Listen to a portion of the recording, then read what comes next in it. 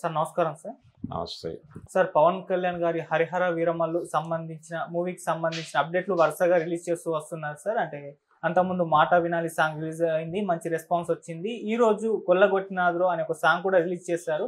So release కు cinema దగ్గర పడుతున్నట్టు ఇలా వరుస అప్డేట్లు అయితే వస్తున్నాయి సార్. మరి ఇవాళ రిలీజ్ అయిన ఈ కొల్లగొట్టినాద్రో సాంగ్ మీకు ఎలా అనిపించింది? దీనిపైన మీ రివ్యూ ఏంటి సార్? అంటే హీరోని ఎలివేట్ చేస్తూ పాట నడిచింది.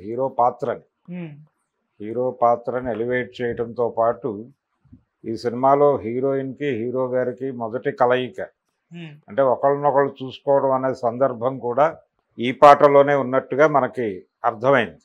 ఓకే. ఏది ఈ సినిమాలో హీరోయిన్గా చేస్తున్నటువంటి నటి, ఆవిడ పేరేమిటి?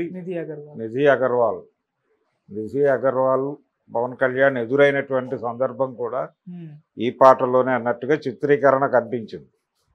ఇది ఒక రకంగా ఈ జనరేషన్కి, అంటే ఇప్పుడు ఉన్నటువంటి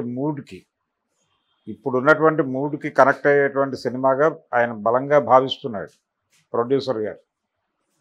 తొందరగా ఈ సినిమాని రిలీజ్ చేయాలి అనేటువంటి ఆతృతలో ఉన్నాడు. ఎందుకంటే చావా సినిమా ఒక మూడ్ క్రియేట్ చేసింది. ఆ మూడ్ మీద ఈ సినిమా రిలీజ్ అయిపోవాలనుకుంటున్నాడు ఆయన. అందుకని తను నిర్ణయించుకున్నటువంటి డేట్ ఏదైతే ఉందో మార్చి 28, ఆ డేట్కి సినిమాని రిలీజ్ చేసేయాలని ట్రై చేస్తున్నాడు. సినిమా పవన్ కళ్యాణ్ సహకరిస్తాడా లేదా, షూటింగ్ జరుగుతుందా లేదా అనేది కాదు, జరిగినంత వరకు ఒక క్లోజింగ్ ఇది పెట్టేసి, ఒక బ్యాంగ్ పెట్టేసి క్లోజ్ చేసేద్దాం అనే మూడ్లో కనిపిస్తున్నాడు ఆయన. అందుకని ప్రమోషనల్ యాక్టివిటీ పెంచుతున్నారు నెమ్మదిగా. ఇది హీరోని ఎలివేట్ చేయడం కోసం చంద్రబోస్తో రాయించారు. కీరవాణి గారు ఆయనదైన పద్ధతిలో ఆయన ట్యూన్ చేశాడు. అలాగే ఈ పాటని మంగ్లీతో పాడించారు. అంటే ఈ మధ్యకాలంలో ఇలాంటి ఎమోషనల్ సాంగ్స్ అన్నీ ఆవిడే పాడుతోంది. ఆవిడతో పాటు సిప్లగంజ్ కూడా ఉన్నాడు దీనిలో, తను ఉన్నాడు. అలాగే రమ్య బెహరా ఉంది, ఇంకొక గాయని కూడా ఉంది. మొత్తం 3-4 పాడారు. మనకి తెర మీద అనసూయ గారు కనిపించారు. ఆవిడతో పాటు పూజిత పొన్నాడ కూడా కనిపించింది తెర మీద. ఇలా మొత్తానికి ఇది ఒక డ్యాన్సు. పవన్ కళ్యాణ్ గారి స్టెప్పులు ఉన్నాయి దీనిలో. డ్యాన్స్ చాలా బాగా చేస్తాడు ఆయన న్యాచురల్గా. ఆయనకి ఒక ఫోక్ స్టైల్ అడాప్ట్ చేసుకున్నాడు ఆయన. ఆ ఫోక్ స్టైల్లోనే ఇందులో ఆ డ్యాన్స్ కూడా నడిచింది. ఆ మేరకు, అంటే ఇది ఇప్పుడు ఆయన బాడీ లాంగ్వేజ్ ప్రకారం చూస్తే ఇది చాలా కాలం అయింది తీసి అనేది అర్థమవుతోంది. అయితే ఇప్పుడు రివీల్ చేస్తున్నారు నెమ్మదిగా. ఇప్పుడు చేస్తున్నదంతా కూడా, అంటే యాక్చువల్గా సినిమా చాలా వరకు కంప్లీట్ అయిపోయింది. కొన్ని క్లోజ్ షాట్లు ఇలాంటివేవో కొన్ని బ్యాలెన్స్ ఉన్నట్టున్నాయి, వాటి మీద ఏదో మేనేజ్ చేస్తున్నారు ఇప్పుడు. అలాగే కొన్ని యాక్షన్ ఎపిసోడ్స్ ఏవో బ్యాలెన్స్ ఉన్నాయని చెప్తున్నారు.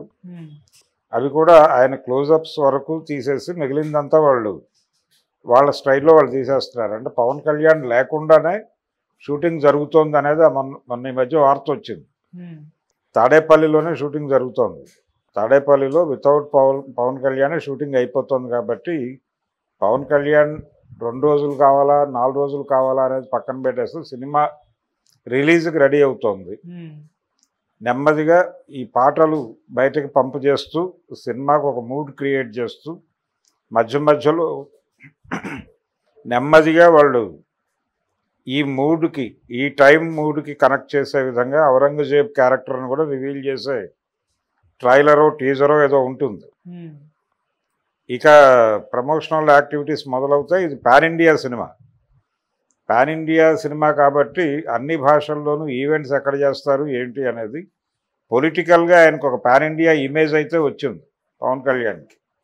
ఆయన మోడీతో తరచూ కలుస్తున్నాడు, మాట్లాడుతున్నాడు. దీని తాలూకా సరంజామా అంతా, వార్తలు, వ్యవహారాలు ఇవన్నీ నేషనల్ మీడియాలో కవర్ అవుతున్నాయి. ఆయన ఆంధ్రప్రదేశ్లో జగన్ ఏతర ప్రభుత్వం ఏర్పాటు కావడంలో ఆయన కీలక పాత్ర పోషించాడు అనేది కూడా జాతీయ పత్రికలు గట్టిగానే ప్రజల్లోకి తీసుకెళ్ళినాయి. సో పవన్ కళ్యాణ్ అనేవాడు ఇప్పుడు కేవలం స్టేట్ ఫిగర్ కాదు, నేషనల్ ఫిగర్గా మారాడు. కాబట్టి ఈ మారిన క్రమాన్ని ఒకటి ఆ మార్కెట్ని సినిమాకి అనుకూలంగా వాడుకోవాలనే వ్యూహం ఒకటి. రెండోది ఏంటంటే ఇప్పుడున్నటువంటి మూడ్కి ఈ ఔరంగజేబ్ కాన్ఫ్లిక్టు, రెండోది ఇది గోల్కొండ నవాబుల కాలంలో జరిగినటువంటి కథ అని చెప్తున్నారు. ఇది కల్పితమే, అంటే ఇది ఉంది అని చెప్పలేము. రెండు చారిత్రకంగా ఉన్నటువంటి 2 ఎపిసోడ్స్ తీసుకున్నాడు ఆయన, 2 ఎలిమెంట్స్. ఒకటి గోల్కొండ నవాబుల కాలము, ఒకటేమో మొఘల్ చక్రవర్తులు పరిపాలిస్తున్న కాలం. ఈ టైంలో జరిగినటువంటి ఒక కల్పిత గాథ. సర్దార్ పాపారాయుడు సినిమా కూడా అలాగే డిజైన్ చేశాడు దాసరి గారు. బ్రిటిష్ జమానాలో జరిగినటువంటి ఒక తిరుగుబాటుగా దాన్ని చిత్రీకరిస్తూ, బ్రిటిషు ప్రభుత్వము ఉంది, ఇక్కడ తిరుగుబాట్లు జరిగాయి, కానీ ఆయన చెప్పినటువంటి సర్దార్ పాపారాయుడు అనేటువంటి పాత్ర కల్పితం.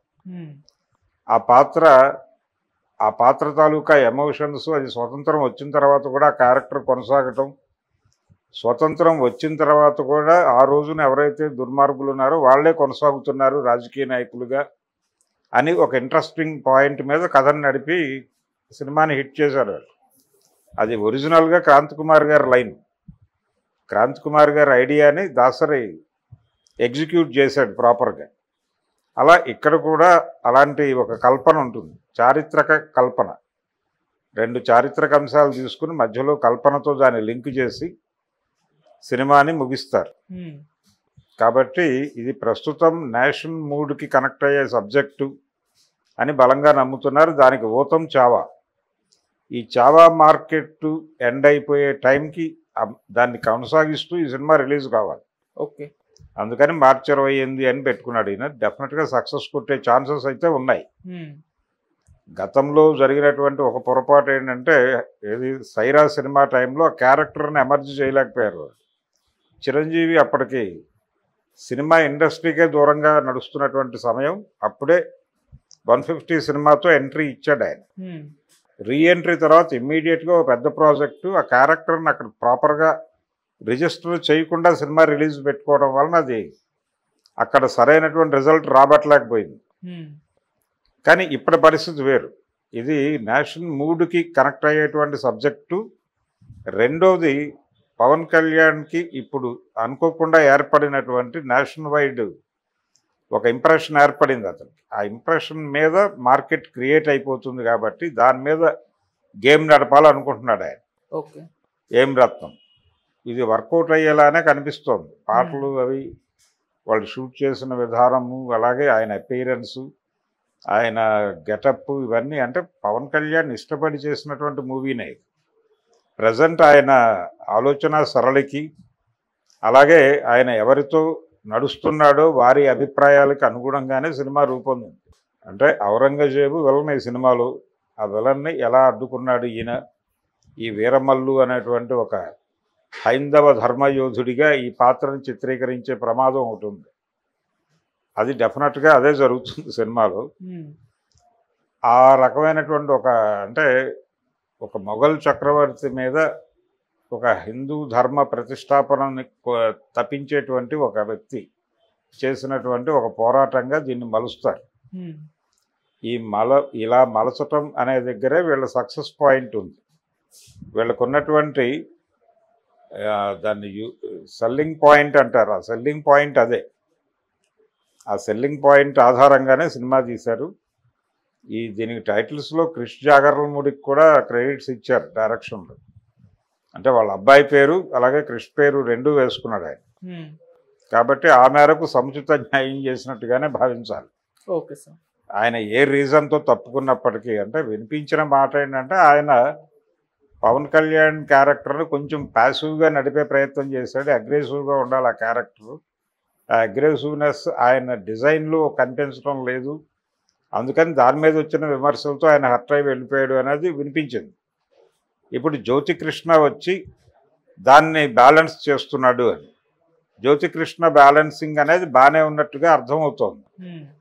అందుకని డెఫినెట్గా ఈ సినిమా పాన్ ఇండియా లెవెల్లో హిట్ కొట్టి పవన్ కళ్యాణ్